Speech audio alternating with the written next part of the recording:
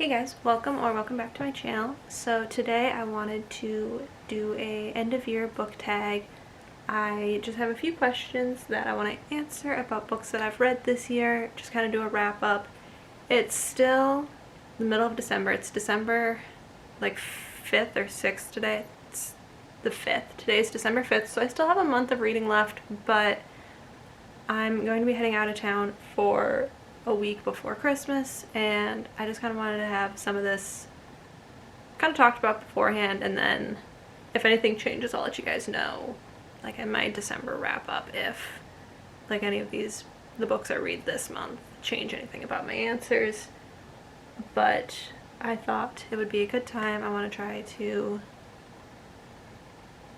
just kind of figure out what my thoughts are on the books that I've read this year overall are. And yeah, so I want to start off with, I'm gonna make like at the end of the year, probably like the first post of January, I'll have like my reading goals for next year. But I wanted to read 35 books this year, and so far I've read 37.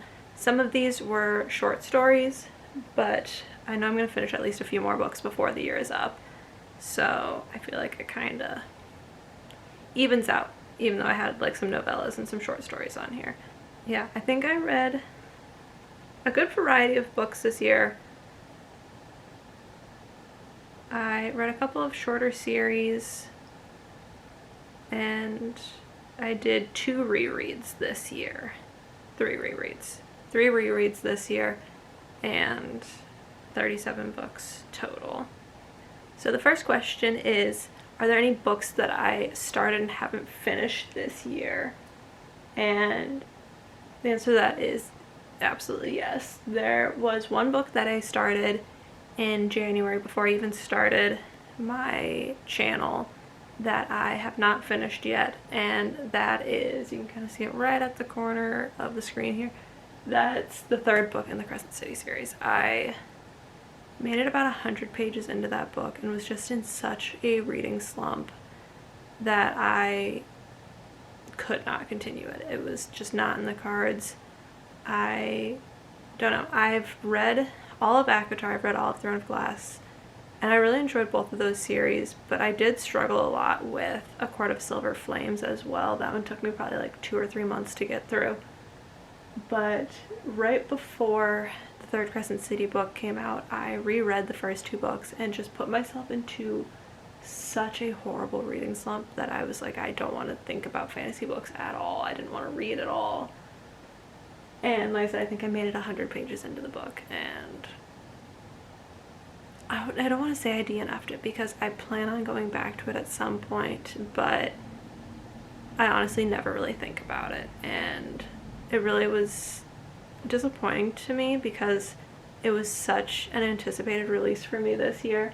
Like I said, I reread the first 2 books back to back to try to like prepare myself for the 3rd book, and I just started reading it and just could not connect, and it's definitely so far been my least favorite of her series. I feel like I just really struggle with the like modern fantasy side of it, and I don't know, I didn't love the characters as much so far as any of her other books either. And then the other book that I started and did not finish this year is Iron Flame. Same thing, I read 4th Ring, I absolutely loved it, and Iron Flame I'm like about 100 pages in, 150 pages maybe, and I just wasn't in a fantasy mood. That one I'm hoping to still try to finish this year. I'm hoping to get back into that one. And if I don't finish it this year, I want to finish it right at the start of next year, because there was nothing wrong with the book itself. I just wasn't in the mindset for it. I still love the characters. I want to know what happens. I just feel like I wanted to read some shorter books first. That one's a little bit of a longer read, and I read a lot of like mysteries and romance books since then. So I'm hoping to get back to that one soon. I don't think I also started Powerless by Elsie Silver, but that one I only read I think the first chapter, and I decided I wasn't in the mood for a romance book and put it back. That one, I feel like I said, I don't really want to count that one as not finishing because I didn't really even start it. What are 3 books that I want to read before the year is done? I've just started Shadow and Bone. I want to read that book. I want to read The Christmas Tree Farm by Laurie Gilmore because I just want a nice, cozy, Christmassy, Hallmarky romance book. And so that one's on my Kindle. I'm going to read that one while I'm out of town. And then I also want to read really just any other Christmas romance. I'm not really like a specific one. I'm not sure if I'm going to read The Christmas Fix by Lucy Score or The Holiday Swap by Maggie Knox, or if I just want to include, I want to read all of the Amazon short story like Christmas rom-coms. So those ones are all kind of on my radar for the end of the year. Like I said, those ones are nice because they're on my Kindle, so I can read them when I'm out of town. But I don't know, there's so many books I would love to get to. I just realistically know that I'm not going to. I would love to try to read The Nightingale by Kristen Hanna. I picked that one up for my birthday and have really wanted to read it like every single month since then, but have just wanted a little bit lighter, faster paced, just more fun books. I know that one's going to be a little bit heavier, and so I just haven't gotten to it yet, but I think that's what I'm going to try to read at the very start of next year, because I really feel like it would be good, like Christmassy, not Christmas, like a good winter read. The best book I've read so far this year. I have 2 books that I think are my top contenders for the year, and they are Powerless by Lauren Roberts and Happy Place by Emily Henry. Happy Place to me was just such a surprise read. I wasn't expecting to love that book as much as I did. And I know it's not everyone's favorite, but I just connected to the characters and just read it at such a like wonderful time. Like it was just perfectly what I was in the mood for at that time. And yeah, I don't know. I went into it knowing that I'd heard it wasn't like a typical rom-com. So even though like it looks hot pink and it says Happy Place, I knew not to expect. Like it's just a fun read. I knew it was going to be more than that, and I think that helped. But I don't think I actually cried, but I almost cried at the end of it just because I connected so well to those characters. And then for me, Powerless was just such a fun start to a fantasy series. I liked the way that the world worked. I liked the magic system in there. And just the whole concept was just really interesting to me. And that will lead us right into my next question, which is the most disappointing book that I read this year. And for me, I think that has to be Reckless by Lauren Roberts. Because I loved Powerless so much, I had such high expectations for Reckless, and I read the novella in between the first 2 books, Powerful, and I loved that one. I thought it added like a nice little addition to the story. And to me, Reckless kind of felt like it could have been another novella. I feel like we just kept making like a circle around and around, and we just didn't really accomplish that much by the end of the book, that I was just a little disappointed. I still am super excited for the next book in April, but I don't know, I was hoping for more with that one, and it was all about their banter and their relationship, which was fine, but when I pick up a fantasy or romantasy book, I want there to be a little bit more going on than just banter. So that one was disappointing to me. I think the other one that would be disappointing would be, again, Crescent City 3, just because I have loved all of SGM's other books, and even though I didn't finish it, I don't know what happens in it. I just was really disappointed that I didn't immediately love it and want to read it. And I'm disappointed that I've kind of forgotten about it as the years gone on, that I never finished reading it. So that one's definitely a disappointment for me. So next is my favorite new author, and this can be new to me or new in general. And I think for this one I have to pick a new to me author, and I am going to go with Sarah Adams. I've read 3 books of hers this year, and I just really enjoyed all of them. They were quick, fun rom-coms. There was a little bit of banter, there was a little bit of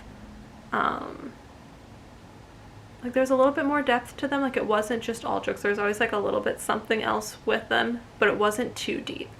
I read The Cheat Sheet, the rule book, and When in Rome, and I'm looking forward to picking up more of her books. Like I said, they were just such good fast-paced palate cleansers. I love her writing. I love the characters. I think they're all fun.